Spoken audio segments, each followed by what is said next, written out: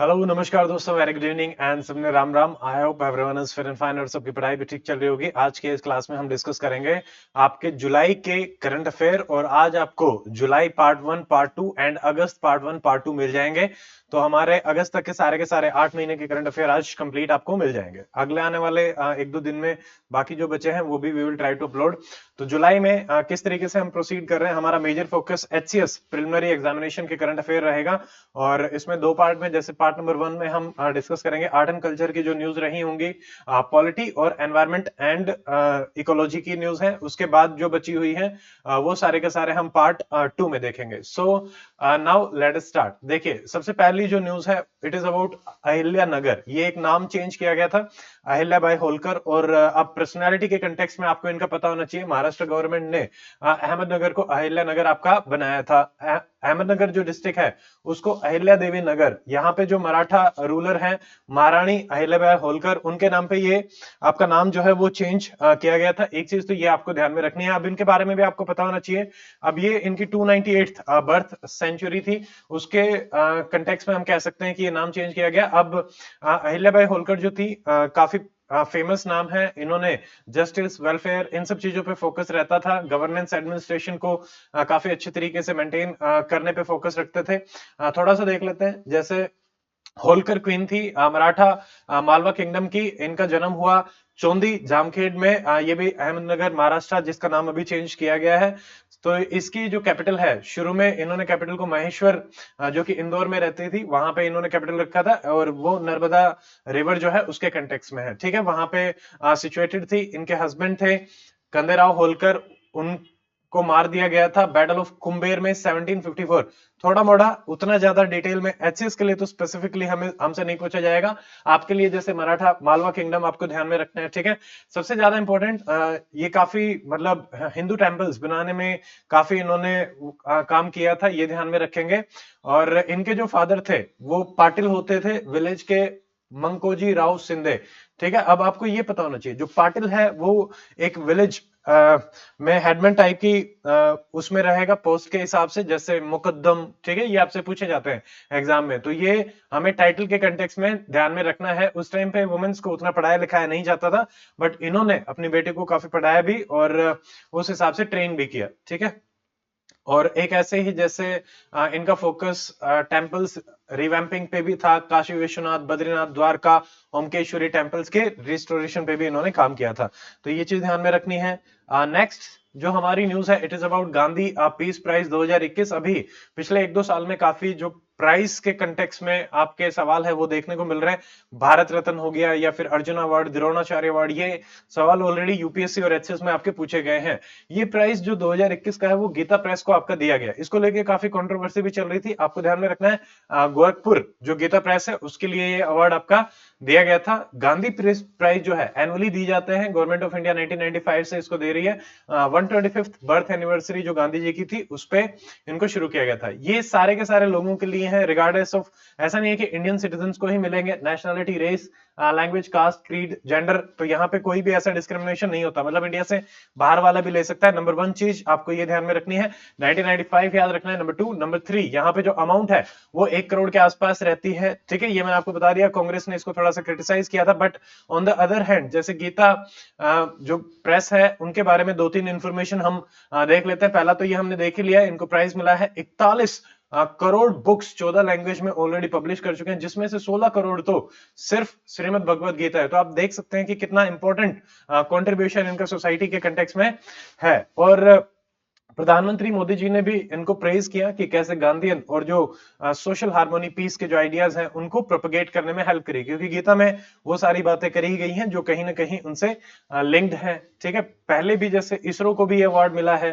Ramakrishna mission को भी award मिला है। तो मेरा सवाल आपसे ये है कि बीच बीच में मैं सवाल आपसे पूछता रहूंगा।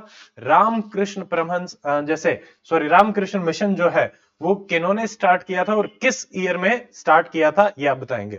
अगला हमारा है जगन्नाथ रथ यात्रा के कंटेक्स्ट में एनसीईआरटी में भी इसके बारे में काफी चीजें बताई हुई हैं, तो ये आपका इंपॉर्टेंट टॉपिक रहेगा एग्जाम के लिए। ये पुरी की जगन्नाथ यात्रा है, रथ यात्रा के नाम से इसको जाना जाता है। ओल्डेस्ट है, सबसे बड़ी हिंदू चैरियट फेस्टिवल है, रथ के ऊपर जो बनाया जाता है। किस में रहेगा, यहाँ पे जो भगवान है लॉर्ड जगन्नाथ और उनके सिबलिंग्स, ठीक है, उनकी बहन और भाई जो थे बलराम, उनको मिलकर ये बनाया जाता है। उड़ीसा एंड अहमदाबाद में ये आपकी करी जाती है, ठीक है। लॉर्ड कृष्णा है जो टेंपल में है, पुरी टेंपल यहाँ पे भुवनेश्वर उड़ीसा में, तो उनकी एक जर्नी करी जाती है जगन्नाथ टेंपल से लेके गुंडीची देवी टेंपल मथुरा तक, ठीक है, ये ध्यान में रखेंगे। तीनों जो डेटीज हैं उनको रथ में आपका लेके जाया जाता है, ये भी इंपॉर्टेंट है। और यहाँ पे कुछ कुछ चीजें जो थोड़ी सी यूनिक है। पहला कि यहाँ पे जैसे जो फ्लैग है जो ऊपर अपना रहता है, वो विंड स्पीड के अगेंस्ट हमारा फ्लाई करता है। इसके पीछे साइंटिफिक रीजन भी है और हमारा जैसे रिलीजियस उसके हिसाब से भी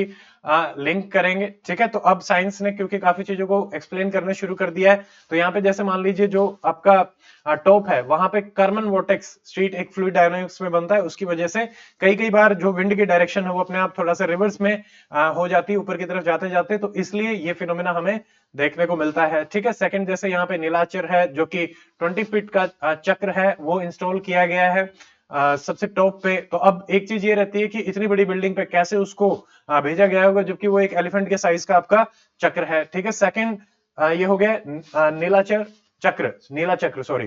थर्ड यहाँ पे क्या है कि बाहर से समुद्र की कोई भी साउंड नहीं आती है। उसके पीछे रीजन जैसे गोपुरम वगैरह काफी बड़े हैं, तो बाहर की कोई भी साउंड अंदर पेनिट्रेट नहीं कर पाती है। सी भी उसमें नहीं सुनाई देता है कि जो लॉर्ड है वो आराम से सोते रहते हैं। हिस्टोरिकल जो रीजन है वो माना जाता है कि लॉर्ड हनुमान को इसका जो दायित्व दिया गया था, तो उन्होंने इस चीज को एस्टेब्लिश किया, ठीक है। फोर्थ यहाँ पे नो फ्लाई जोन है, बर्ड्स भी फ्लाई नहीं करते और एरोप्लेन्स के लिए भी फ्लाई जोन यहाँ पे नहीं है, ठीक है। इसके पीछे रीजन ये माना जा रहा है साइंटिफिकली कि जो सिलेंड्रिकल जो स्ट्रक्चर्स होती हैं उनके चारों तरफ बर्ड्स वैसे फ्लाई करते हुए नहीं दिखते हैं, ठीक है। फिफ्थ यहाँ पे वेरी वेरी इंपॉर्टेंट, कोई भी शेडो जो है इस टेंपल की बनते हुए नहीं दिखते। इसको इस हिसाब से डिजाइन किया गया कि जो शेडो बनती है वो टेंपल के ऊपर ही आपकी बनती है, तो हमें जमीन पे शेडो आपकी दिखाई नहीं देती। सिक्स यहाँ पे नो वेस्टेज पॉलिसी है, जैसे कि यहाँ पे स्पेशल राइस आपका बनाया जाता है अमोनिया, ठीक है। अमोनिया एक स्पेशल राइस है, अन्न जो प्रसाद वगैरह दिया जाता है वो इससे बनाया जाता है। मैजिकल पोर्ट यहाँ पे माना जाता है कि जैसे कुकिंग की स्टाइल काफी यूनिक है, 7 पोर्ट आपके रखे जाते हैं। सबसे पहले तो ये भी साइंटिफिकली रहता है कि सबसे ऊपर वाले पोर्ट में बॉइलिंग पॉइंट आपका कम रहेगा क्योंकि प्रेशर कम है, तो सबसे पहले वहां पे आपका पानी जो है वो उसको हीट करेगा और उसको पकाएगा, ठीक है। तो इस तरीके से रहता है, तो ये भी एक यूनिक चीज है। और जो आइडल्स हैं तीनों की वो वुडन के आइडल हैं, और ये इस फेस्टिवल को नबा कलेबार भी बोला जाता है। न्यू हमारा जो कैलेंडर ईयर जो है वो शुरू होता है, तो उड़िया लैंग्वेज में इसको नवा कलेबार के कंटेक्स्ट में आपका माना जाता है, ठीक है। यहाँ पे सेक्रेड नीम ट्रीज को भी यूज किया जाता है जो आइडल है उनको बनाने के लिए। अगले हमारे हैं साहित्य अकेडमी अवार्ड। इनको लेके काफी प्रॉब्लम चल रही थी, जैसे गवर्नमेंट ऐसा माना जा रहा है कि उसमें इंक्लूड कर रहा था। पहले जो नॉमिनेशन का प्रोसेस है वो डिफरेंट रहता था, अभी अलग तरीके से अपने आप को ही जो है वो नॉमिनेट कर सकते हैं। आपको ध्यान में रखना है कि ये जो अवार्ड है वो 24 लैंग्वेज में आपके दिए जाते हैं। 22 लैंग्वेज तो जो हमारी शेड्यूल लैंग्वेज है उसमें दिए जाते हैं, बाकी 2 लैंग्वेज जो है, छोटा सा हिंट दे रहा हूं, एक शुरू होती है ई से और दूसरी शुरू होती है आर से। आपको बताना है कि वो 2 लैंग्वेजेस क्या है apart from our schedule language. अब इन्होंने कह दिया कि कोई भी राइटर अपने आप को नॉमिनेट कर सकता है, तो ये थोड़ा सा कंट्रोवर्शियल हो जाएगा। पहले एक प्रॉपर भाई आपकी कमेटी होती थी, ठीक है, तो उसके हिसाब से रहता था, एक्सपर्ट कमेटी होती थी। भाषा सम्मान इसमें जो हाईएस्ट है, मेन अवार्ड जो है वो भाषा सम्मान आपका रहता है। एनुअली ये दिया जाता है हमारी जो लिटरेचर हेरिटेज वगैरह है उसको प्रमोट करने के लिए, ये कॉमन चीजें हैं, ठीक है। अगला जैसे यहाँ पे जो सिलेक्शन प्रोसीजर है, हर मेंबर 200 नेम्स को सजेस्ट करता था, उनमें से फिर जो एक्सपर्ट कमेटी है वो 50 नेम को फाइनलाइज करती थी और बाद में फिर फाइनल जो पिक किए जाते थे, पहले 50 से 5, 5 से फिर एक नाम को पिक किया जाता था। नेक्स्ट हमारा है Chhatrapati Shivaji Maharaj, very very important personality for your exam, तो यहाँ पे आपको ध्यान में रखना है, ठीक है। अब जैसे इन छत्रपति शिवाजी महाराज की 350th कोरोनेशन एनिवर्सरी यहाँ पे थी, तो काफी करेज और ब्रेवरी का इनको बेकन लाइट आपका माना जाता है, ठीक है। मराठा एम्पायर से लिंक्ड है, 2 जून 1974 में इनका जो कोरोनेशन है वो कंडक्ट किया गया था। आपको एटलीस्ट ईयर जरूर याद रखना है। कई बार ईयर हमसे पूछे जाते हैं, जैसे इनका इनकी जो डेथ होती है उसकी जो ट्रिक है कि भाई 80 चल दे, 80, ठीक है, 1680 में इनकी डेथ हुई। उससे मतलब सॉरी, ये 1974 लिखा हुआ है, 1600 इसको कर लेंगे, ठीक है। 1674 में इनका रायगढ़ फोर्ट में किया गया था 13th डे पे, तो ये ध्यान में रखना है, ठीक है। इनकी जो सेरेमनी है वो विश्वेश्वर या फिर गागा भट्ट वाराणसी के उन्होंने कंडक्ट कराई थी। इनका जन्म जो है 1630 में हुआ था। Shahaji Bhosale and Jijabai, fort of Shivneri, ये भी आप याद रखेंगे, पुणे डिस्ट्रिक्ट में शिवनेरी फोर्ट, ये इंफॉर्मेशन आपसे पूछी जा सकती है। इनके जो फादर थे शाहजी, वो बीजापुर सुल्तानत जो थी उसमें सर्व करते थे, ठीक है। इनकी जो मदर थी जीजाबाई, वो सिंध के लीडर लखुर जीराव जादव इनकी बेटी होती थी, ठीक है। रिलीजियस लीडर, काफी रिलीजियस वुमेन थी वो, ये चीज थोड़ा सा याद रखना है। फिर यहाँ पे देखो, जो शिवाजी ने मराठा एम्पायर को कार्व आउट किया था, शुरू में छोटी सी एक एनक्लेव इन्होंने बनाई थी, जो आदिल शाही सल्तनत थी हमारी बीजापुर की, वहां से फिर शुरुआत होती है मराठा एम्पायर की। काफी अपने जो इनोवेटिव और मिलिट्री टैक्टिक्स के लिए शिवाजी जाने जाते हैं। गुरिल्ला वारफेयर भी शिवाजी से ही रिलेट किया जाता है कि उन्होंने ही शुरुआत करी, ठीक है। और इनकी डेथ होती है रायगढ़ फोर्ट में 1680। आपको ईयर याद रखना है, रायगढ़ फोर्ट याद रखना है। शिवाजी के एडमिनिस्ट्रेशन में 8 हमारे मेजर जो मिनिस्टर्स हैं वो पाए जाते थे। उनके नाम और उनके काम आपसे डायरेक्टली मैच द फॉलोइंग में पूछे जाते हैं, सारी चीज इंपॉर्टेंट है। जैसे सबसे ऊपर, जैसे अभी हमारे पास रहता है प्राइम मिनिस्टर, तो उनको बोला जाता था पेशवा, नंबर 1। नंबर 2, जो फाइनेंशियल हेल्थ के लिए रहते थे ऑडिटर, उनको बोला जाता था मंजूमदार। कैसे याद रखेंगे, मंजू को फाइनेंशियल हेल्थ यानी इकोनॉमी का काम किसको दिया गया है, मंजू को, ठीक है। नेक्स्ट हमारे पंडित राव हैं, जैसे कि आपको नाम से पता चल रहा है, तो थोड़ा सा भाई पंडित टेंपल स्पिरिचुअलिटी के कंटेक्स्ट में रखेंगे तो चीफ स्पिरिचुअल हेड ये है। अगला है आपका फॉरेन सेक्रेटरी, इसको दाबीर के नाम से भी जाना जाता है। और एक और नाम है जो कि हमारा है सुमंत, ठीक है। तो आपको दोनों ही नाम याद रखने हैं, दोनों आपके आ सकते हैं। नेक्स्ट है आपका मिलिट्री जनरल, जो होते थे, नाम से ही पता चल रहा है, सेना पति, इसमें कुछ ज्यादा है नहीं। न्यायाधीश चीफ जस्टिस रहेगा। मंत्री क्रॉनिकलर ये आपके हैं, ठीक है। तो ये रिकॉर्ड रखते थे हर चीज का जो भी डेली लाइफ में अपना होता था। नेक्स्ट हमारा सचिव या फिर सुपरिटेंडेंट, जैसे आज भी ग्राम सचिव आपका होता है, ठीक है, उस कंटेक्स्ट में, तो ये आप ध्यान में रखेंगे। अगली हमारी जो न्यूज है दैट इज अबाउट अंबुबाची मेला। आपको लोकेशन भी पता होना चाहिए, क्यों सेलिब्रेट किया जाता है, कौन सी गोडेस है उसके हिसाब से, ठीक है। ये कामाख्या टेंपल में आपका रहता है, और असम में ये टेंपल है, वहां पे सेलिब्रेट किया जाता है। हर साल एनुअल आपका सेलिब्रेशन आपका रहता है। मानसून में ये सेलिब्रेट रहेगा, मिड ऑफ जून में किया जाता है। गोडेस है मां कामाख्या, ठीक है। तांत्रिक शक्ति या फिर तांत्रिक कल्ट से इनको लिंक किया जाता है, ये भी चीज आप ध्यान में रखेंगे। ये किस हिल पे लोकेटेड है, वो आपका नीलांचल हिल, ब्रह्मपुत्रा रिवर पे ये रहेगी, तो ये भी आपको ध्यान में रखना है। और ये वन ऑफ द 51 जो हमारी शक्ति पीठ है उनमें से एक आपकी मानी जाती है। ऐसे ही अगर आपको ध्यान हो मॉडर्न हिस्ट्री में, एक हमारी वुमेन लीडर थी जिनको जब जेल में डाला गया तो उनकी शक्ति से कंपैरिजन किया गया था एक ब्रिटिश गवर्नर के द्वारा। तो आप बता सकते हैं उनका नाम कि कौन थी वो लेडी, इंडिया से बाहर की थी, आयरलैंड की लेडी थी, ये मैंने आपको बता दिया। यहाँ पे यूनिक क्या है कि जो हमारी मुगल जो आर्किटेक्चर है उसको जो हमारा नगरा आर्किटेक्चर है उसके साथ कंबाइन करके बनाया गया है, ठीक है। तो कहीं कहीं पे हमें नगरा और द्रविड़ स्टाइल मिक्सअप देखने को मिलती है, यहाँ पे मुगल और इंडियन ये स्टाइल मिक्सअप है, इसको बोला जाता है नीलाचल स्टाइल ऑफ आर्किटेक्चर, ये याद रखें। जैसे पंचायतन होता है वैसे यहाँ पे पंच रत्नास होते हैं, 5 अलग अलग हमारे डोम्स पाए जाते हैं, ये ध्यान रखेंगे। यहाँ पे भी 5 चैम्बर होते हैं। गर्भगृह होता है, गर्भगृह जहाँ पे डेटी को आपका एस्टेब्लिश किया जाता है, ये याद रखना है। तो अलग अलग ऐसा माना जाता है कि जो टेंपल होता है वो भगवान का शरीर माना जाता है, और जब उसमें मूर्ति स्थापना करी जाती है वो काइंड ऑफ ऐसा माना जाता है कि स्पिरिट आत्मा का वास वहां से किया जाता है, ठीक है। तो ये ध्यान में रखना है। नेक्स्ट हमारा आ रहा है मायन सिटी, आपकी न्यूज में है। ये आपको ध्यान में रखना है कि पुरानी वाली सिविलाइजेशन के कंटेक्स्ट में, हो सकता है मैच द फॉलोइंग में आपका आ जाए, ये डिस्कवर करेगी है मैक्सिको के जंगल्स में। सिर्फ आप Mayan, M for Mexico, M for Mayan city, जैसे इजिप्ट, मेसोपोटामियम, ठीक है, इंडिया की इंडस वैली सिविलाइजेशन, चाइनीज, तो ये थोड़ा थोड़ा सा याद रखेंगे। यहाँ पे भी आपके जैसे बड़े बड़े पिरामिड की बिल्डिंग्स पाई गई हैं, स्टोन कॉलम्स हैं, प्लाजाज हैं, ठीक है, ये सब रहेगा। यहाँ पे एक चीज यूनिक है, दैट इज कॉन्सेंट्रिक, जो सर्कल हमारे होते हैं, सर्कल के बाहर सर्कल, ऐसे इस फॉर्म में सिटीज जो है वो पाई गई हैं। और अगर वैसे देखें तो एक युक्तन पेनिनसुला है, वहां पे बल मक्कू इकोलॉजिकल रिजर्व है, उसमें ये आपका पाया गया है। और इस सिटी का जो नाम है वो आपका ओक्टुमुन, ठीक है, इसका मतलब होता है स्टोन। स्टोन के जो कॉलम्स होते हैं उसके कंटेक्स्ट में, ज्यादा इसमें ध्यान नहीं रखेंगे। हाँ, 250 से 1000 एडी में ये आपकी पाई जाती है, ठीक है। तो ये हो जाएगा हमारा। इसको हम मीजो अमेरिका के कंटेक्स्ट में भी देखते हैं, ठीक है, जैसे मेसोपोटामिया, मीजो अमेरिकन, क्योंकि लगभग बीच से में रहता है ये, तो उसमें, ठीक है, 2600 बीसी लगभग लगभग हमारी जब आईवीसी का टाइम पीरियड चल रहा है उसी के आसपास ये आपकी पाई जाती है। Southern Mexico, Guatemala, northern Bally's या फिर होनेंड्रस, ये जो रीजन है, कंट्रीज जो है उसके आसपास ये पाई गई है, ठीक है। तो आपको युक्तन पेनिनसुला भी पता होना चाहिए। ये आपसे ज्योग्राफी मैच द फॉलोइंग में भी पूछा जा सकता है। सेंट्रल अमेरिका में ये हमारा पाया जाता है। गल्फ ऑफ मैक्सिको आपके इसमें टू द वेस्ट रहेगा, एंड नॉर्थ वेस्ट और नॉर्थ में गल्फ ऑफ मैक्सिको है, और कैरेबियन सी है आपका ईस्ट में, ठीक है, पीछे की तरफ और ईस्ट में। अगला हमारा है मेसोलिथिक रॉक पेंटिंग को लेके। यहाँ पे गुंटूर डिस्ट्रिक्ट में पेंटिंग्स हमारी पाई गई हैं, और वह कुल्लू विलेज में। थोड़ा थोड़ा सा हमें पता होना चाहिए, काफी नेचुरल ये पेंटिंग्स मिली हैं। जैसे जो मेसोलिथिक एज है उसके बारे में भी हमें पता होना चाहिए, आगे अपना आ जाएगा, उसको देखते हैं। तो ये काफी नेचुरल व्हाइट और रेड ओकरे पिगमेंट्स की बनाई गई है। क्ले, सैंड, फेरिक ऑक्साइड इसमें यूज किया गया है। रेड कलर जो है वो फेरिक ऑक्साइड के कंटेक्स में रहेगा। आपसे जैसे सैंड के कंटेक्स में भी जो सवाल है वो पूछा जाता है कि रेड हमारी जो सैंड है उसमें कौन सी चीज ज्यादा पाई जाती है, तो फेरिक ऑक्साइड, ठीक है।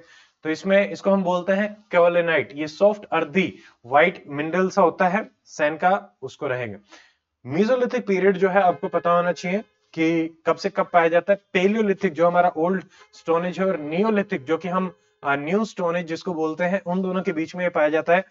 12,000 से लेके 10,000 बीसी तक ये आपको मिले ईयर्स अगो में आपको मिलेगा। यहाँ पे जो हमारी कल्चर थी वो प्रीडोमिनेंटली हंटर और गैदरर सोसाइटी पाई जाती थी। एग्रीकल्चर मेजरली हमारा जो है वो नियोलिथिक एज में आपका शुरू होता है। यहाँ पे जो स्टोन्स पाए जाते थे बहुत ही छोटे पाए जाते थे, इसलिए देखो M for meso, M for microlith, इनको माइक्रोलिथ बोलते हैं, ऐसे आपको याद रखना है, ठीक है। इनको जैसे एक्स वगैरह बनाने के लिए भी आपका यूज करे जाते थे। अगली हमारी न्यूज है स्टैच्यू ऑफ यूनिटी को लेके। यहाँ पे हेलीकॉप्टर की जो राइड है वो सस्पेंड कर दी गई थी, उसको दोबारा से रिज्यूम किया गया। बट इसके बारे में आपको पता होना चाहिए कि ये हमारी आयरन मैन जो है सरदार वल्लभ भाई पटेल, उनकी स्टैच्यू बनाई गई थी। और ये है नर्मदा रिवर पे, ये ध्यान रखना है। सिंधु बेत अपना आइलैंड है, इसमें ये बनाया गया सिंधु बेत आइलैंड, ठीक है। 182 मीटर की है, दुनिया की सबसे टॉलेस्ट स्टैच्यू ये है। इससे पहले चाइना की स्प्रिंग टेम्पल बुद्धा जो है 177 फीट की होती थी। और अब अगर पहले पे कौन है, सेकंड पे कौन है, दोनों आपको पता होना चाहिए। सेकंड यहाँ पे जैसे लार्सन एंड टर्बो ने इसको बनाया था, और इसको डिजाइन करने वाले स्कल्पचर जो थे वो थे राम वी सुतार, इनको पद्म भूषण अवार्ड भी मिला है, ये ध्यान रखेंगे। थोड़ा सा सरदार वल्लभ भाई पटेल के बारे में देख लेते हैं, आपसे डायरेक्टली पूछी जा सकती है इन्फॉर्मेशन। इनका जो जन्म है 1875 में हुआ, नदियाद गुजरात में, ठीक है, पहली चीज तो ये। सेकंड, ये बैरिस्टर थे विनो। 1918 में जो हमारा खेड़ा सत्याग्रह है उसमें इन्होंने पार्टिसिपेट किया। फिर लेटर ऑन 1928 इन्होंने बारदोली सत्याग्रह में भी पार्टिसिपेट किया। बार हमने याद किया था, बार में सरदार, इस तरीके से एक ट्रिक बना के कि भाई बारदोली सत्याग्रह में हमारे सरदार का जो टाइटल है सरदार वल्लभ भाई पटेल को वहां पे दिया गया था। नागपुर में भी इन्होंने सत्याग्रह किया 1923। फिर आफ्टर इंडिपेंडेंस इनको डिप्टी प्राइम मिनिस्टर की पोस्ट जो है वो दी गई थी, और काफी कमिटीज जो है उनमें भी इनका काफी इंपॉर्टेंट रोल रहा था, वो भी हम देख लेंगे। जैसे प्रोविंशियल कॉन्स्टिट्यूशनल कमेटी जो है उसके ये थे। यूनियन जो कॉन्स्टिट्यूशनल कमेटी है उसके हमारे जवाहरलाल नेहरू थे। Committee for negotiation with the states उसके भी जवाहरलाल नेहरू थे। थोड़ा सा कंफ्यूजन हो जाता है क्योंकि पटेल जी का नाम जो है नेगोशिएशंस में आपका यूज किया जाता है, बट वो उसको हेड नहीं करते थे, उसको हेड करने वाले नेहरू ही थे, ठीक है, ये ध्यान में रखेंगे। इनको patron saint of Indian civil services के नाम से भी जाना जाता है, father of all India services के नाम से भी जाना जाता है, ठीक है। अगर father of all India services ये है तो who is the father of civil services in India, ये आपको बताना है, ठीक है, इसको कमेंट करेंगे। देखो अब इसमें उसके अलावा जैसे यहाँ पे हमारी एफ और एम क्या है, फंडामेंटल राइट एंड माइनॉरिटीज को प्रोटेक्ट करने के लिए जो आपकी ओवरऑल कमेटी थी उसको भी हेड कौन करते हैं, सरदार पटेल। अब उसके अंदर भी जैसे दो सब कमेटी है, एक है फंडामेंटल राइट की, उसको कौन हेड करते हैं, फरदीन खान। एफ के इज कृपलानी, ठीक है। एम और एम माइनॉरिटी वाली जो सब कमेटी है उसको हेड करते हैं मुखर्जी, ठीक है। तो ये दोनों भी आपको याद रखने हैं। 2014 से इनका जो जन्म दिवस है वो राष्ट्रीय एकता दिवस, नेशनल यूनिटी डे 31 अक्टूबर से हम मना रहे हैं, और 1991 पोस्टमसली मतलब आफ्टर डेथ इनको भारत भूषण अवार्ड दिया गया था, ये याद रखेंगे। अगला हमारा अल हकीम मॉस्क, यहाँ पे प्राइम मिनिस्टर जी ने विजिट किया है, 11th सेंचुरी की मॉस्क है, थोड़ा सा याद रखना बस, इजिप्ट में ये है, ठीक है। कियारो इजिप्ट में लोकेटेड है। इसको ओरिजिनली किसने बिल्ड किया उतना कुछ नहीं है, यूनेस्को की वर्ल्ड हेरिटेज साइट में आपकी पाई जाती है, ये ध्यान में रखेंगे, ठीक है। तो अल हकीम मॉस्क, हकीम कहां पे है, इजिप्ट में, ठीक है। और ये दाऊदी बोहरा कम्युनिटी से मतलब उनके कंटेक्स में ये मॉस्क है, उनसे बिलोंग करती है। ये सेक्ट जो है सिया इस्लाम का एक सेक्ट है। इंडिया में भी लगभग 5 लाख के आसपास बोहरा कम्युनिटी के मेंबर जो है वो पाए जाते हैं। उसके अलावा जैसे यमन, पाकिस्तान, ईस्ट अफ्रीका में भी पाए जाते हैं, ठीक है। इन्होंने जैसे कुरान को द वर्ड ऑफ अल्लाह, कि भाई अल्लाह ने ही डायरेक्टली आपका बोला है कुरान, तो ऐसा ये मानते हैं। अगला हमारा है मलछा महल, ठीक है। मलछा महल जो है, अब ये थोड़ा सा ध्यान में रखेंगे इसको, थोड़ा सा जैसे लेफ्टिनेंट गवर्नर जो है दिल्ली के, उन्होंने इसको थोड़ा सा रिजुनेट करने के लिए बात करी थी। यहाँ पे ट्री वगैरह लगा रहे हैं। आपको क्या क्या चीजें याद में रखनी, पहले तो ये तुगलक डायनेस्टी से बिलोंग करता है। फिरोज शाह तुगलक जैसे हमारे सबसे जो इंपॉर्टेंट है एमबीटी मोहम्मद बिन तुगलक, उनकी काफी इंफॉर्मेशन आती है। तो उसके बाद फिरोज शाह तुगलक जो है उन्होंने इसको बनवाया था। ये चाणक्यपुरी में आपका लोकेटेड है। इसको बाद में 1985 में विलायत महल के नाम से भी जाना जाता है, क्योंकि बेगम विलायत महल जो अवध की थी उनको ट्रांसफर किया गया। और 2017 में जो अवध के नवाब थे, उनके जो डिसेंडेंट थे, लास्ट वाले उनकी डेथ हो गई थी प्रिंस अली राजा 2017 में ही। फिरोज शाह तुगलक के बारे में थोड़ी सी इंफॉर्मेशन आपको पता होना चाहिए, एग्जाम में डायरेक्टली आ सकती है। He was the third ruler. पहली चीज 1320 से लेके 1412 के बीच में ये थे, और 1351 में ये पावर में आते हैं, 1388 तक ये पावर में रहते हैं, ठीक है। सॉरी, तुगलक डायनेस्टी थी 1412 तक, ठीक है। मोहम्मद बिन तुगलक की डेथ के बाद ये आते हैं, एंड ये इनके कजिन होते हैं, मोहम्मद बिन तुगलक इनके कजिन होते हैं। ये भी चीज आपको ध्यान में रखनी है। अब फिरोज शाह तुगलक के टाइम पे 2-3 चीजें रहेंगी। पहला, वहां पे उस टाइम पे काफी रेबेलियन हमें देखने को मिले थे। कभी भी कोई वीक रूलर आता है तो रेबेलियंस आपके इंक्रीज हो जाता है। सेकंड, उन्होंने इंफ्रास्ट्रक्चर को इंप्रूव करने के लिए भी काफी काम किया, बिल्डिंग्स बनाई, कैनाल, रेस्ट हाउस वगैरह बनाए, ठीक है। थर्ड, आपको ध्यान में रखना है कि जैसे दिल्ली के अराउंड जो सिटीज हैं, वेरी वेरी इंपॉर्टेंट, एचसीएस में पूछा जा सकता है, जैसे हिसार है, फिरोजाबाद है, ठीक है, फिरोजपुर, जौनपुर, इनको डेवलप कराने के पीछे फिरोज शाह तुगलक, ठीक है, ये याद रखना है। इन्होंने कुतुब मीनार को भी रिपेयर किया था। अपनी बुक जो लिखी थी, ऑटोबायोग्राफी, वो थी फुतुत ए फिरोज शाही, ठीक है, फुतुत ए फिरोज शाही, तो फिरोज शाह की ही होगी, नाम से ही हमारा आ रहा है। काफी बेनेवोलेंट थे, ठीक है। उस टाइम पे काफी डिफरेंटली ये देखने को मिलता है कि इन्होंने काफी जितनी भी हार्श पनिशमेंट थी उनको यहाँ पे रोक दिया था। उलेमास की एडवाइस पे ये काम करते थे, जो कि कहते थे कि भाई शरीयत से आपको काम कर रहा है। उलेमा वाला क्वेश्चन आपका एचसीएस में पूछा भी गया था, ठीक है। तो मतलब उलेमास से एडवाइस लेते रहते थे, बट कंप्लीटली उन्होंने जो बोला ऐसा नहीं है कि exactly as it is copy by copy उनको फॉलो करना पड़ता था। उसके अलावा सॉरी, नॉन मुस्लिम जो सब्जेक्ट है उन पे इन्होंने कुछ टैक्स लगाए थे, जैसे कि जजिया हम जानते हैं, खम, जकत, खरज, ये भी आप याद रखेंगे, ठीक है, ये इन्होंने लगाए थे। इरिगेशन टैक्स भी इन्होंने उलेमास के कहने पे लगाया। इन्होंने आर्म्ड फोर्सेस में प्रिंसिपल ऑफ इनहेरिटेंस भी लाया, कि भाई जो अभी है उसके अगली पोस्ट पे उसका बेटा भी आ सकता है। इस तरीके से हेरिडिटरी ये होने लग गई। ये बहुत ही ज्यादा इंपॉर्टेंट है। जैसे दीवाने खैरात, खैरात किसको दी जाती है, मतलब काइंड ऑफ एक चैरिटी होती है खैरात, खैरात में देना, ठीक है। तो दीवाने खैरात हमारा क्या है, चैरिटी का ऑफिस होता है। दीवाने बंदागन, बंदे क्या है, बंदे हमारे स्लेव्स होते हैं, ठीक है। तो ये है डिपार्टमेंट ऑफ स्लेव्स, ऐसे याद रखना है। इन्होंने सराय वगैरह भी बनाए, और इक्तादारी जो फ्रेमवर्क है वो भी इन्होंने अडॉप्ट किया, ये थोड़ा सा याद रखेंगे। अगली हमारी आर्ट एंड कल्चर में है पलखी फेस्टिवल। ये आपकी वरखारी कम्युनिटी जो है वो बनाती है। इसमें 2 डिवीजन हुए थे, बट थोड़े टाइम के लिए मिलते हैं, ऐसा रहता है। ये सवाल भी आपका एचसीएस में देखने को मिलेगा, पहले पूछा गया था, अभी बताते हैं क्या आया था, ठीक है। तो G20 जो डेलीगेट्स थे उनको यहाँ पे इसमें एक कॉन्फ्रेंस हुई थी, डिजिटल इकोनॉमी वर्किंग कॉन्फ्रेंस, उसमें इसके बारे में बात करी गई थी। पलखी जो है 1000 साल पुराना हमारा ट्रेडिशन है, जो कि महाराष्ट्र के संत ने इसको शुरू किया था, और जिस सेक्ट ने शुरू किया था वो था वरकारी सेक्ट। ये आपका पूछा गया, ठीक है, वरकारी सेक्ट जो कि वारी को फॉलो करते थे, ठीक है। पहली चीज तो ये। सेकंड, ये भी पूछा गया था, पंधानपुर विलेज में ये एनुअल पिलग्रिमेज फेस्टिवल आपका होता है, यात्रा होती है।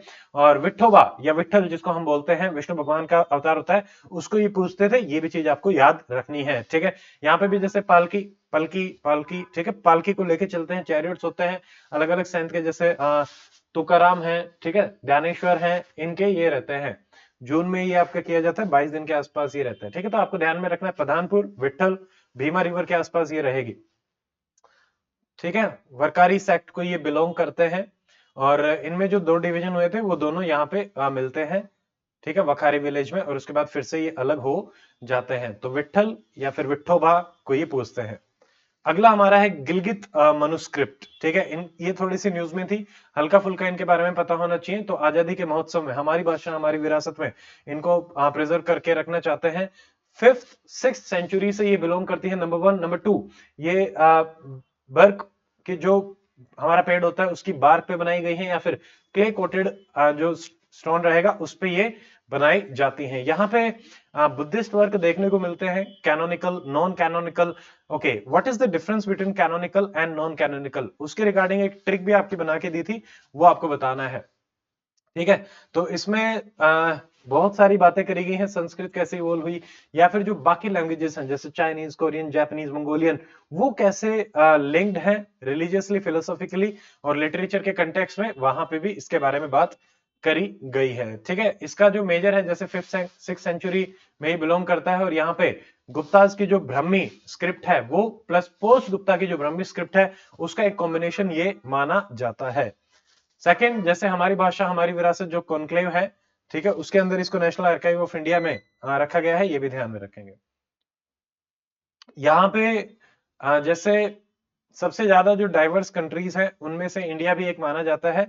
इंटरेस्टिंगली आप देखेंगे कि जैसे पापा न्यू गिनी, ठीक है, आपको लगेगा छोटी सी कंट्री है बट डाइवर्स नहीं होगी, बट ये भी काफी डाइवर्स है। इंडोनेशिया, नाइजीरिया, ठीक है। और जैसे एनसीईआरटी में भी दिया गया है, थोड़ा सा पता होना चाहिए, मनु स्क्रिप्ट क्या होता है। मनु मतलब हाथ, स्क्रिप्ट मतलब लिखा होता है, हैंड रिटन जो स्क्रिप्ट होती है उनको हम मनु स्क्रिप्ट बोलते हैं। नेक्स्ट हमारा गुलाबी मीनाकरी हैंडीक्राफ्ट। आपको पता होना चाहिए मीनाकरी जो है वो किससे आपका बिलोंग करता है। G20 के जो डेलीगेट्स है उनको ये दिया गया था। ये आपका वाराणसी से रहेगा, ठीक है, वहां पे रेयर और एग्जीक्यूटिव क्राफ्ट ये माना जाता है, पहली चीज। इसका जो ओरिजिन है, सेकंड, ये पर्शिया से माना जाता है। एंड थर्ड, यहाँ पे जैसे कलरिंग जो है वो मेटेलिक सरफेस से की जाती है, ये जैसे आप देख सकते हैं थोड़ा सा मेटेलिक से लगेगा, ठीक है। और ये जो मीना वर्ड है ये मीनो से आया है, इसका मतलब होता है हेवन, कलर ऑफ हेवन, ठीक है, मीना करी। और वाराणसी में है गुलाबी मीना करी, जो प्राइमरीली वाराणसी में प्रैक्टिस करी जाती है। आपका लास्ट टाइम जैसे चिकन एम्ब्रॉयडरी जो है वो पूछा गया था, तो वो न्यूज में आया था, तो वो पूछा गया था। हाँ, अब हो सकता है कि मीना करी पूछा जाए, ठीक है, ध्यान रखेंगे, लखनऊ से लिंक्ड है। इसके 3 अलग अलग फॉर्म्स होते हैं, उतना डिटेल में ध्यान नहीं रखना। जैसे एक रंग कुला मीना, ठीक है, पंचरंगी मीना, 5 रंग होते हैं। गुलाबी मीना पिंक कलर का आपका होता है। जैसे एक रंग कुला है, इसमें सिर्फ गोल्ड की आपकी आउटलाइन देखने को मिलती है।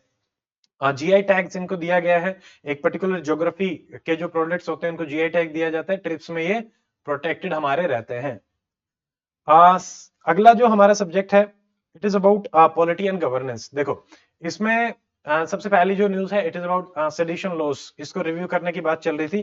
तो यहाँ पे लॉ कमीशन आपको पता होना चाहिए, जस्टिस ऋतु अवस्थी के अंडर अभी बनाया गया है, और उसने रिकमेंडेशन दी कि भाई इसको रखेंगे ही, इसको हटाने का तो कुछ है नहीं, रिटेंशन पे ही बात करी गई, ठीक है। काफी पुराना हमारा लॉ है, 124A में ये हमारा रहेगा। और केदारनाथ केस भी इसी से एसोसिएटेड है, जिसने कि अगर हम बात करें कि भाई सेडिशन हमारा जो है कॉन्स्टिट्यूशनल है या नॉन कॉन्स्टिट्यूशनल, तो इसमें इसकी कॉन्स्टिट्यूशनैलिटी को अपहेल्ड भी किया गया था। तो सेडिशन जो है वो गवर्नमेंट के अगेंस्ट हम कोई बातें करते हैं रिटर्न में, राइट में, इससे पहले वाली क्लास में भी आपको बताया था, तो थोड़ा सा हो जाएगा, ठीक है। 124A के बारे में हमने काफी चीजें देख ली थी। अभी इन्होंने कुछ रिकमेंडेशन ये भी करी है, ये उतने काम की नहीं है कि भाई पनिशमेंट है उसको हम बढ़ा सकते हैं, ठीक है। नॉन बेलेबल ऑफेंस ये ऑलरेडी हमारा रहता है, ठीक है। और इसमें एक और चीज है कि सेडिशन में सिर्फ ऐसा नहीं है कि सरकार ने चाहा और अपने मन से किसी पे भी सेडिशन लगा दिया। उसमें सुप्रीम कोर्ट के कहने पे एक चीज जो अभी प्राइमरली देखी जाती है वो है कि उस चीज में क्या टेंडेंसी है टू इंसाइट वायलेंस या फिर कोज पब्लिक डिसऑर्डर, ये दोनों चीजें आपको ध्यान में रखनी है, ठीक है। तो सेडिशन जैसे जनरली जो है आपका article 19 freedom of speech and expression के कंटेक्स्ट में रहता है कि ये उसके एंटागोनिस्ट है, कि भाई कोई अपने स्पीच के फ्रीडम को एक्सरसाइज कर रहा है तो सरकार क्या करती है, उसको रोकने के लिए इसको करती है, ठीक है, यूज करती है। बाकी भी देशों में सेडिशन पहले होता था, बट अभी उन्होंने जैसे अपने काउंटर टेररिज्म जो लॉ है यूएस यूके ने उसमें मिला लिया है, बट इंडिया में अभी भी सेडिशन एक सेपरेट लॉ आपका माना जाता है, ठीक है। अभी भी जैसे मेनली हम मानते हैं कि एंटी नेशनल एंटी सेसेशनिस्ट जो हमारी टेंडेंसीज हैं उनको रोकने में ये काम आता है, ठीक है। तो अभी इसको हटाने की उतनी आवश्यकता नहीं है।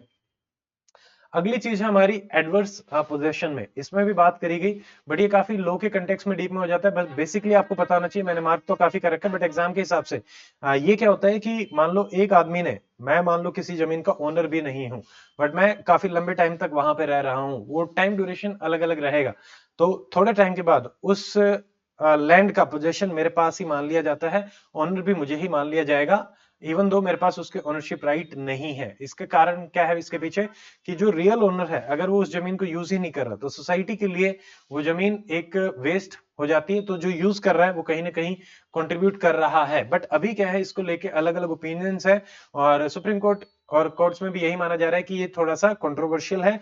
जो रियल ओनर है चाहे वो यूज करे या ना करे, उसके जो अधिकार है उनको प्रोटेक्ट रखना चाहिए, ठीक है। तो यही बात है, बस आगे और कुछ ज्यादा इसमें है नहीं। इसमें बस थोड़ी सी एक चीज और है जो हम देख लेंगे, काफी पुराना ये कंसेप्ट है, ठीक है।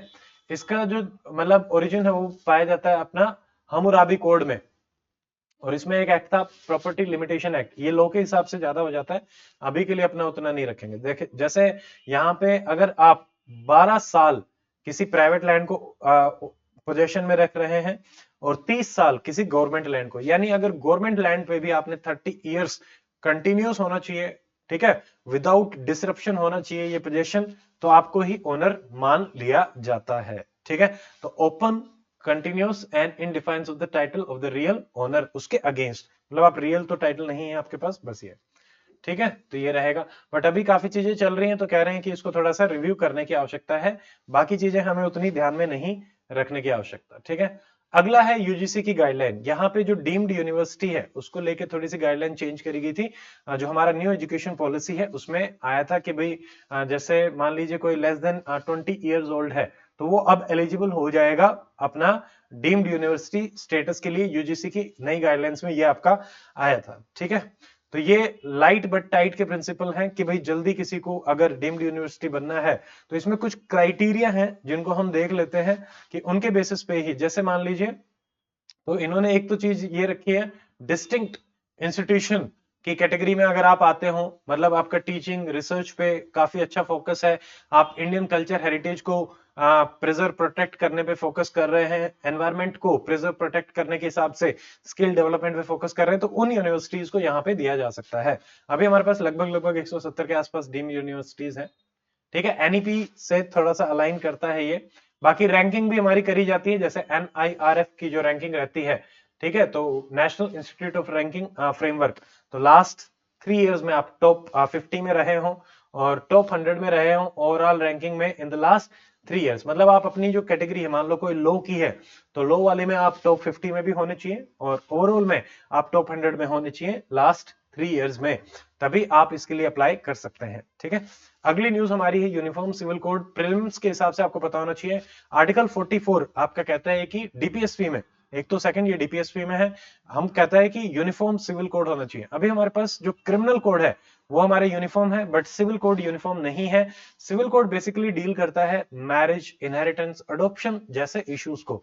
अभी हमारे पास जैसे अलग अलग धर्म के हिसाब से अलग अलग जो कानून है वो बनाए गए हैं डिपेंडिंग अपॉन द नीड, ठीक है। तो अगेन लॉ कमीशन ने इसके बारे में बात करी कि भाई इसको ऐसा करने की आवश्यकता है कि यूनिफॉर्म सिविल कोड हमारा लाया जाए, तो इसी के लिए बातें चल रही हैं, स्पेशली मैरिज, डाइवोर्स, इनहेरिटेंस और अडॉप्शन में,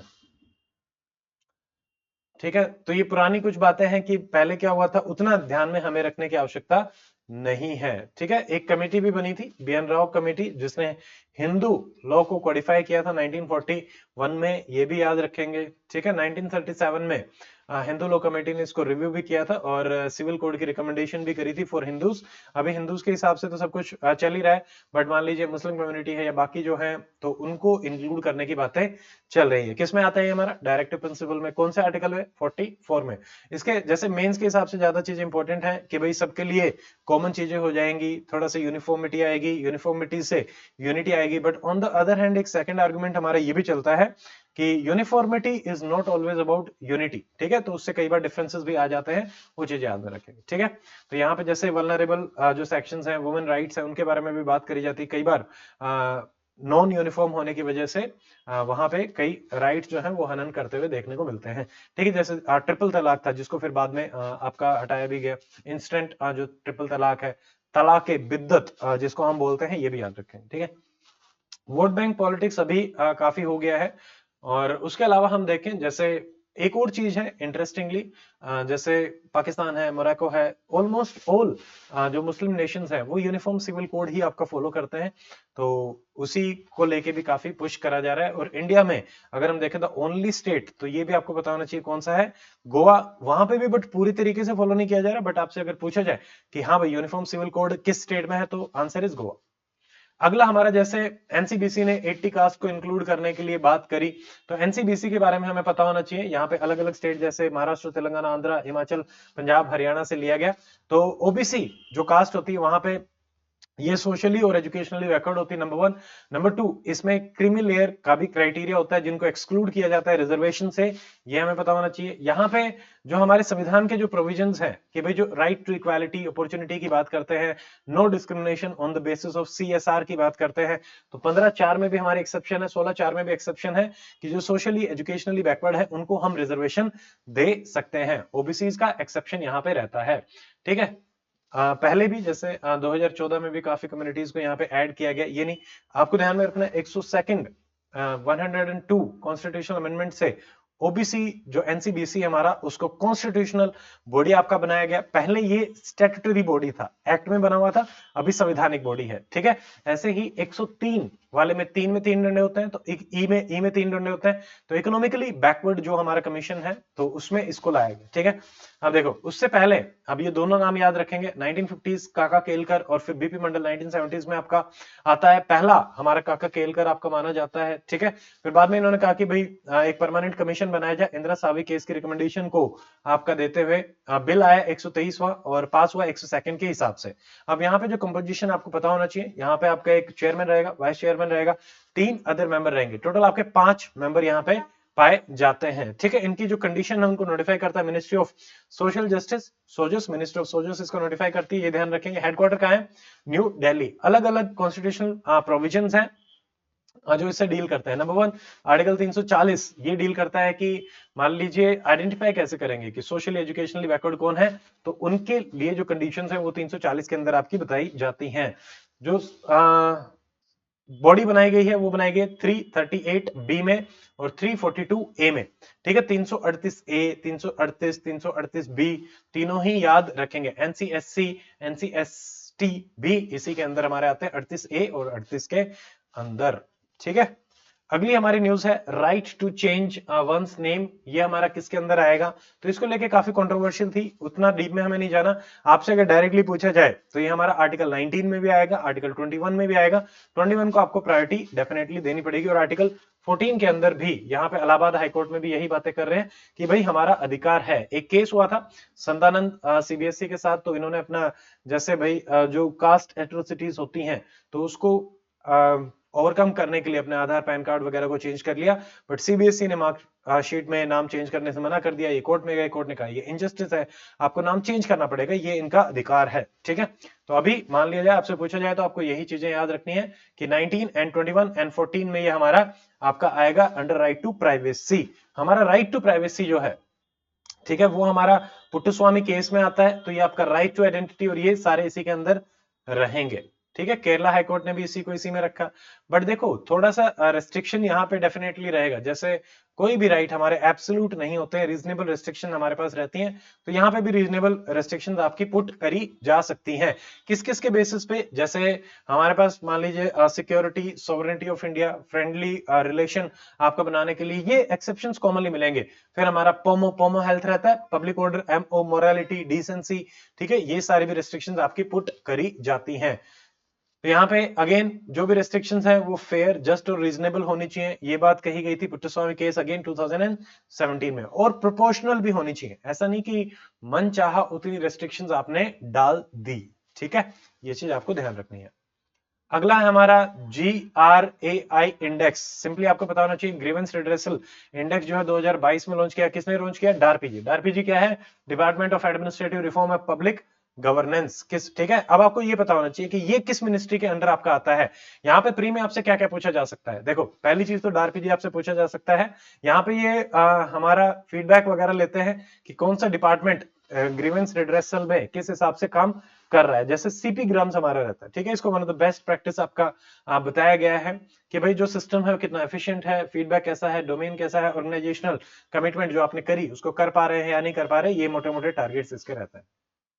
ठीक है, सीपी ग्राम आपसे पूछा जा सकता है कि सीपी ग्राम्स क्या है। ये बेसिकली एक ऑनलाइन प्लेटफॉर्म है, कहीं से भी कहीं कभी भी आप अपनी ऑनलाइन कंप्लेंट जो है वो फाइल कर सकते हैं। 24/7 ओपन रहता है। उसमें एक डेडिकेटेड हायरार्की पे सारी की सारी इंफॉर्मेशन पहुंच जाती है, वो उसको इजीली मॉनिटर करते हैं।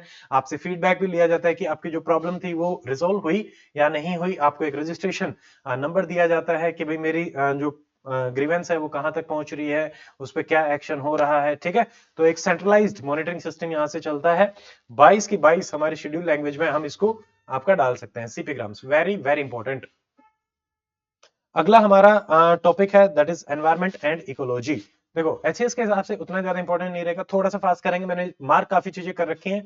तो सबसे पहले हम देखते हैं जैसे अर्थ सिस्टम बाउंड्रीज। यहां पे इन्होंने कहा कि मतलब अर्थ में काफी चीजें, जैसे 7 आउट ऑफ 8 कीज में हम काफी पुअर जो है वो परफॉर्म कर रहे हैं, तो डेंजर जोन में अर्थ जा रहा है, ऐसी कुछ बातें करी गई हैं। ये जो भी लीडिंग रिसर्च इंस्टीट्यूट है उन्होंने करा है कि भाई जैसे ग्लोबल वार्मिंग के कंटेक्स्ट में हमने टारगेट सेट किया कि 1.5 से 2 डिग्री सेंटीग्रेड में हम रोक लें, बट उतना हम नहीं कर पाएंगे जिस हिसाब से आपका प्रोग्राम चल रहा है। ठीक है, बाकी कुछ इसमें उतना काम का नहीं है प्री के हिसाब का। ठीक है, तो even though I have marked but I will be skipping it to save the time, क्योंकि प्री के हिसाब से हमें चीजों को देखना है।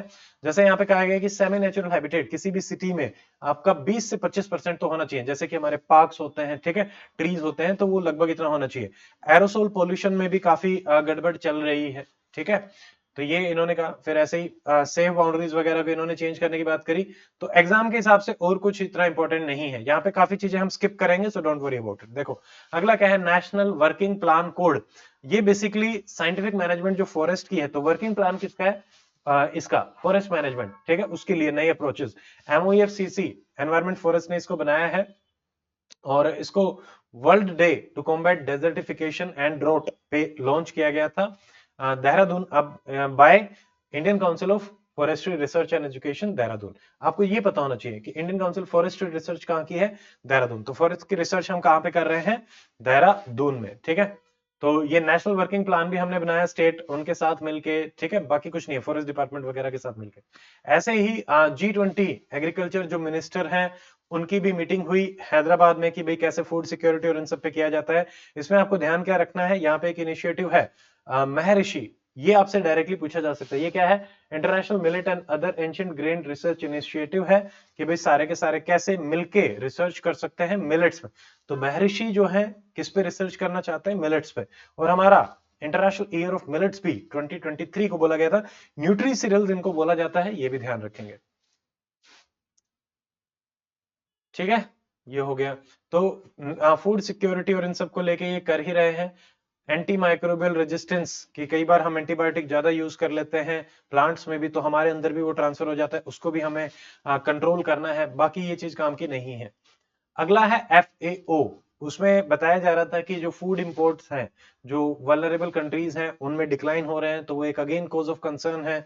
आपको FAO के बारे में पता होना चाहिए। ये थोड़ी सी इंफॉर्मेशन है फैक्चुअल, ये काम की नहीं है कि उनका कितना डिक्रीज हुआ कितना इंक्रीज हुआ, so we can skip it. ठीक है, देखो FAO क्या है, प्री के लिए हमारे ये काम का है। Everything is important. कब बना? 1945, पहली चीज। ठीक है, हमारे आजादी से 2 साल पहले।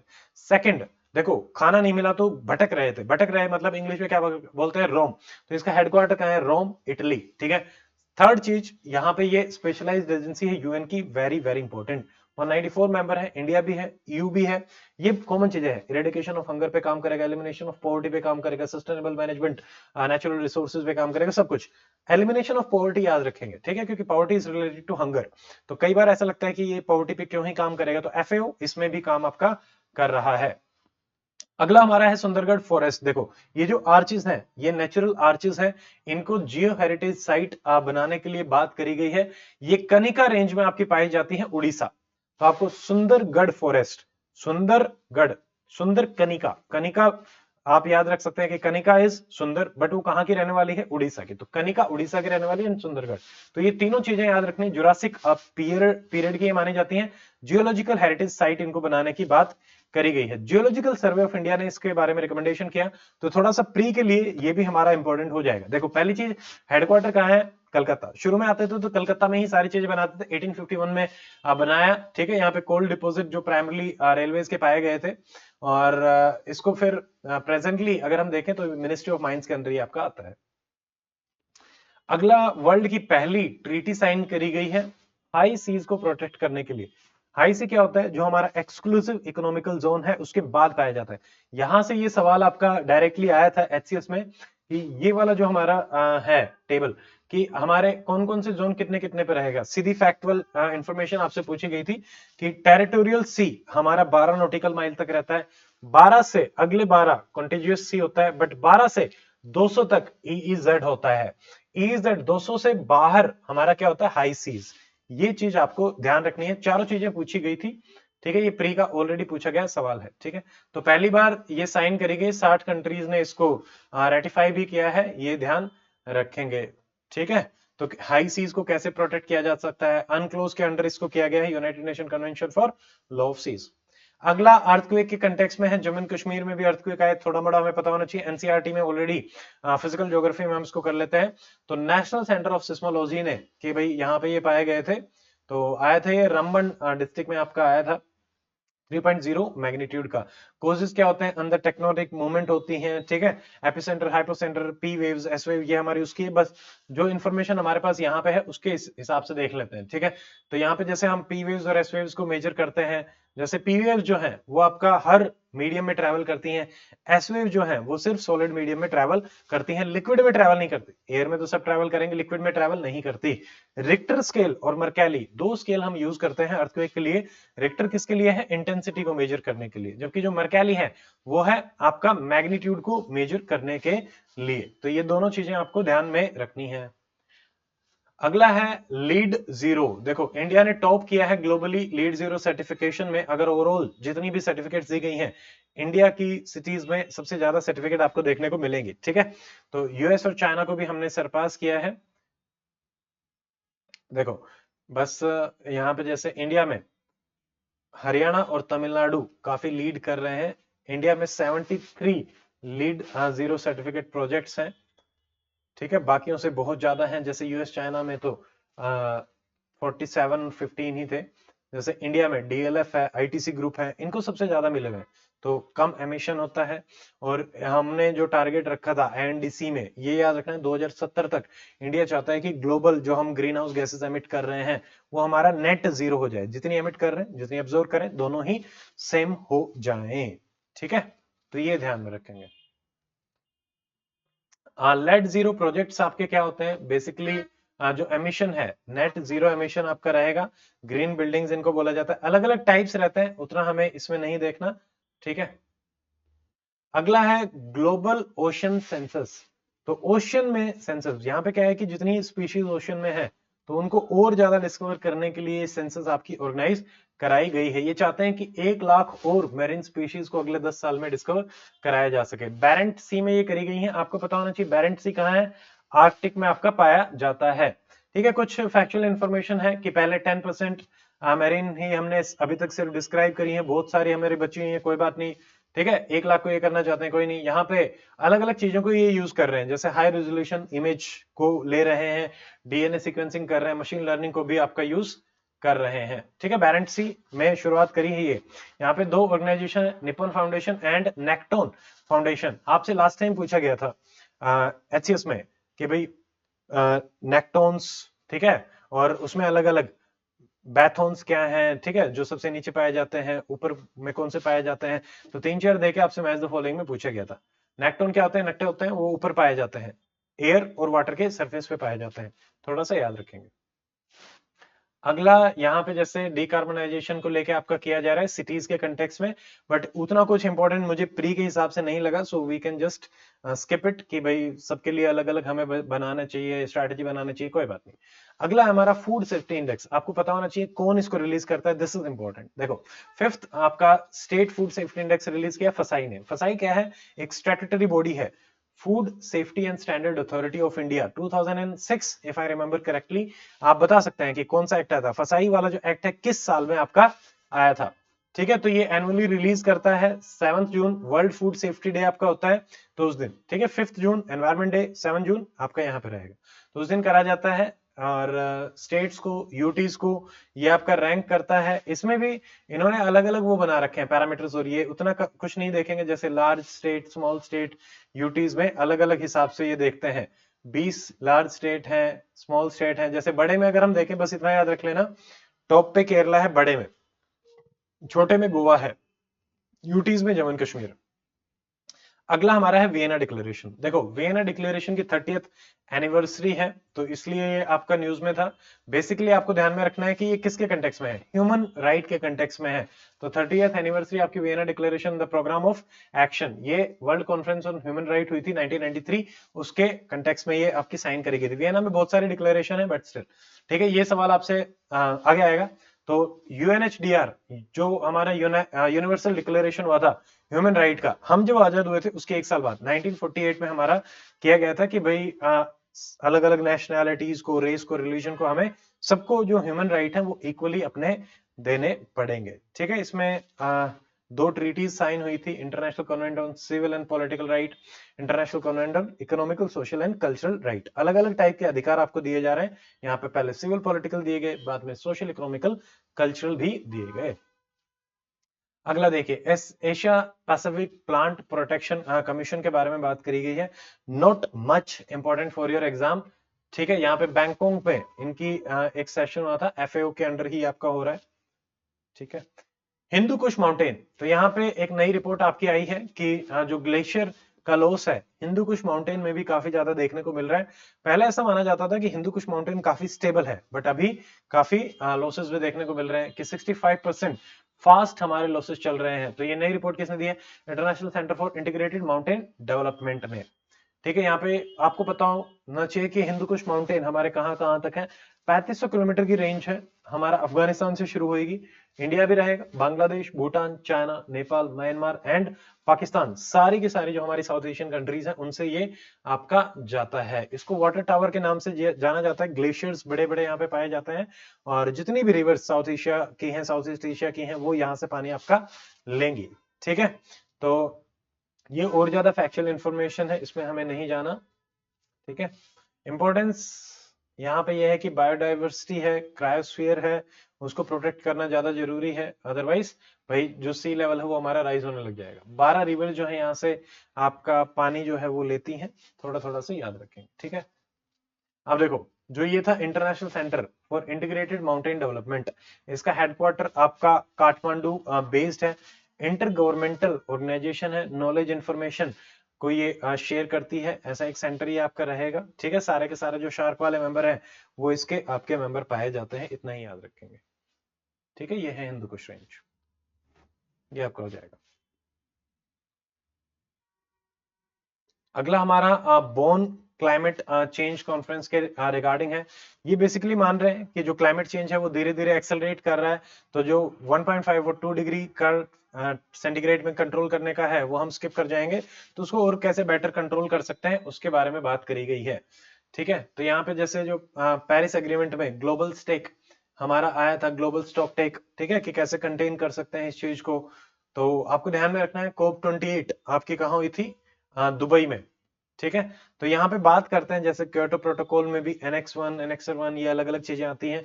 एनेक्सर 1 में 1992 में यूएनएफसीसी में जो कंट्री डाली गई थी उनको हिस्टोरिकल रेस्पॉन्सिबिलिटी दी गई कि भाई आप डेवलप्ड कंट्री हो, तो आपने ऑलरेडी एमिशन कर लिया है, तो कैसे हम उसको आपको और ज्यादा रेस्पॉन्सिबिलिटीज लेने की आवश्यकता है।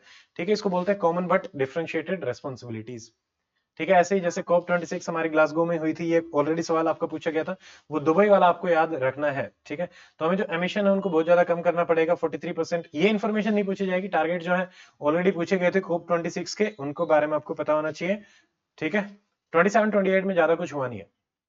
अगला जैसा हमारा ओरोराज के कंटेक्स्ट में है, ये आपसे ज्योग्राफी में पूछा जा सकता है। ओरोरा बोरियालिस, ओरोरा ऑस्ट्रेलियस कहां कहां पे हमारी पाई जाती है?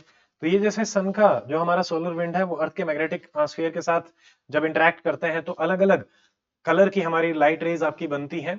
कई बार नेकेड आई से उतनी नहीं देखी जाती, बट हाँ विजिबल भी रहती हैं, तो इनको नॉर्दर्न लाइट्स या फिर ओरोरा हम बोलते हैं। ठीक है, अगर मैं आपसे एक सवाल पूछूं कि एटमॉस्फेयर के कौन से आपके लेयर में ये बनती है, जैसे ट्रोपोस्फेयर, स्ट्रेटोस्फेयर, कौन सी लेयर में ये बनती है? तो यहाँ पे ग्रीन, ठीक है, रेड, पर्पल, अलग अलग कलर में ये राइट्स आपकी देखी जाती हैं। यहाँ पे जो हमारे पार्टिकल्स हैं वो चार्ज हो जाते हैं, जैसे इलेक्ट्रॉन प्रोटॉन चार्ज होंगे, वो दोबारा से वापस अपनी स्टेट में आएंगे तो वो रेज को एमिट करते हैं। नदर्न हेमिस्फीयर में जो बनती है उनको हम बोलते हैं ऑरोरा बोरियालिस, सदर्न में जो बनती है ऑरोरा ऑस्ट्रेलिस, ऑस्ट्रेलिया के कंटेक्स्ट में याद रखेंगे। ठीक है, तो ये है 100 से 250 किलोमीटर के अबव ये बनती है, और ऑक्सीजन और CO2 दोनों यहाँ पे एक्साइट होते हुए दिखती हैं, दोनों के बिहाफ में देखने को मिलता है। ठीक है, तो पहले सिर्फ ऑक्सीजन माना जा रहा था, अब CO2 भी रहेगा। सो पार्ट 1 हमारा यहाँ पे कंक्लूड हो गया है। अगला पार्ट इसी सीरीज में आपको मिलेगा, पार्ट 2। बाकी बचे हुए टॉपिक्स हम पार्ट 2 में करेंगे। See in the next video. Good bye, take care, Jai Hind.